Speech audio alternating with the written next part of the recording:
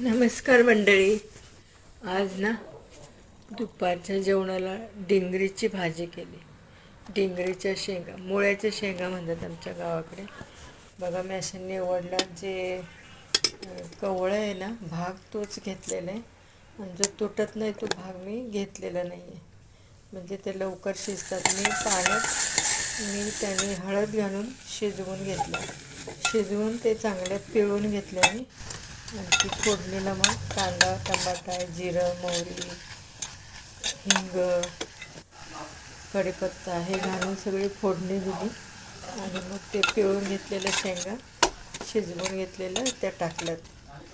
किंवा त्याच्यामध्ये तिखट, मीठ, हळद तुमच्या आवडीनुसार तुम्हाला कसं पाहिजे तसं तुम्ही घालू शकता. तिखट जास्त करत नाही आहे आणि छान होती भाजी, टेस्टी लागते. एकदा तुम्ही नक्की करून बघा. कशी वाटली ही रेसिपी माझ्या चॅनलला कमेंट करा, लाईक, शेअर, सबस्क्राईब करा. आणि हे डोशाचं पीठ राहिलं होतं थोडंसं, मग त्याच्यामध्ये मी कांदा, टमाटा, गाजर, आलं, कढीपत्ता हे सगळं किसून घातलेलं आहे. आणखी मिरची हिरवी घालून मी आप्पे केलेत. आज कोथिंबीर. तर हे पीठ एकदा तयार केलं ना तर चांगलं हलवून त्याच्यामध्ये जर आपल्याला इडली करायची असेल तर पाणी नाही घालायचं, घट्टच ठेवायचं. आणि जर डोसे करायचे असतील तर थोडेसे पाणी घालून पातळ करायचं. आणि आप्पे करायचं असेल तरीसुद्धा थोडंसं घट्टच पीठ ठेवायचं.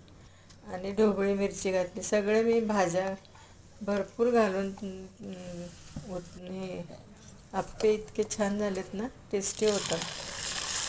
तुम्ही पण असं एकदा ट्राय करून बघा. घालून भाज्या आणि तेवढंच मुलांच्याही पोटात जातं.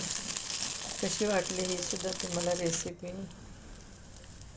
माझ्या रेसिपी तुम्हाला आवडत असतील तर तुम्ही माझ्या चॅनलला लाईक, शेअर, सबस्क्राईब करा.